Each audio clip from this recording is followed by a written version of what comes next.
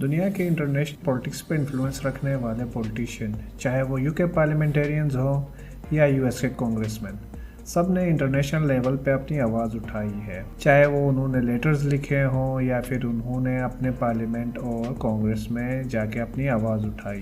ہر کسی نے اپنا ایک ان پٹ دیا ہے، لیکن یہ ایک ایسا لیٹسٹ انسیڈنٹ ہوا جب جیو نیوز نے رچرڈ گرینل کے درمیان، یہ بزرگوں کا فرمان ہے کہ کبھی بھی اٹھتا تیر نہیں لینا چاہیے، لیکن جیو کو شاید یہ آئیڈیا نہیں تھا کہ ان کے اس ایک احمقانہ حرکت سے آگے کیا ہو سکتا ہے۔ تو ہوا یہ کہ 26 نومبر کو رچرڈ گرینل نے بلومبرگ کا ایک پوسٹ شیئر کرتے ہوئے کہا کہ عمران خان کو رہا کر دو۔ جو بلومبرگ کے رپورٹ میں آپ کو پتہ ہے کہ 26 نومبر کے جو انسیڈنٹس تھے یا پھر اس کی شیلنگ اور وغیرہ وغیرہ ان چیزوں کا ڈسکس ہوا تھا۔ جب انہوں نے یہ پوسٹ شیئر کی تو اس پہ کوئی خاطر خواہ رد عمل نہیں آئی اور کسی نے کوئی اس کو سیریس نہیں لیا۔ اس کے بعد 16 دسمبر کو جب پوری دنیا رچرڈ گرینل کو مبارکباد دے رہی تھی، دنیا کے بڑے بڑے پولیٹیشین، لیڈرز، ایمبیسیڈرز، جو کیونکہ رچرڈ گرینل 2018 سے 2020 تک جرمنی کے ایمبیسیڈر بھی رہے ہیں، اور یہ یاد رکھیں کہ جرمنی جو ہے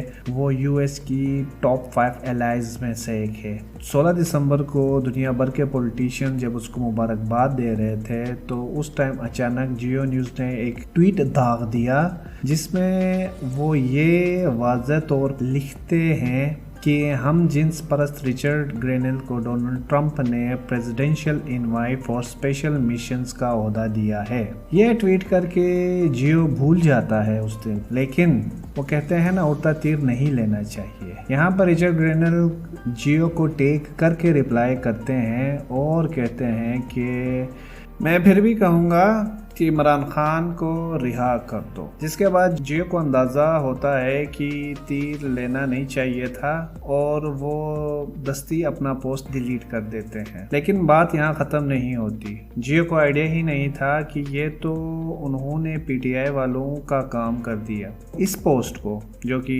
جیو نے داغی ہوئی تھی، اس کا اسکرین شاٹ لے کے وہ ریپوسٹ کرتا ہے اور ساتھ ہی وہ لکھ دیتا ہے پھر بھی یہی کہوں گا کہ عمران خان کو رہا کر دو۔ اس پوسٹ کو 9 ملین سے زیادہ لوگ دیکھتے ہیں۔ آپ یہ مائنڈ میں رکھیں کہ اس سے پہلے جتنے بھی پوسٹ وہ کرتے ہیں وہ زیادہ سے زیادہ لاکھ 1.5 لاکھ لوگ دیکھتے ہیں، اور یہ واحد پوسٹ ہے جس کو 9 ملین ویوز ملتے ہیں۔ 9 ملین کا مطلب ہے 90 لاکھ، 1.5 لاکھ کہاں 90 لاکھ کہاں، تو اس کو بھی اندازہ ہوتا ہے واقعی خان کی سپورٹ کچھ زیادہ ہی ہے۔ اس کو صرف 9 ملین لوگ دیکھتے ہی نہیں ہیں بلکہ ہزاروں لوگ شیئر کرتے ہیں، 10 لاکھ کے قریب لوگ اس پوسٹ کو لائک کرتے ہیں۔ ایون رچرڈ گرینل کے کسی بھی پوسٹ پہ 1.5 لاکھ سے اوپر کوئی بھی ویوز نہیں آتے۔ بات یہاں پہ ختم نہیں ہوتی۔ اس پوسٹ پہ ایک رپورٹر ریان گریم پوسٹ کرتے ہیں اور رچرڈ گرینل کو کہتے ہیں کہ پاکستانی اسٹیبلشمنٹ آپ کے سیٹ پہ آنے سے خوش نہیں، جس کی وجہ سے وہ آپ کی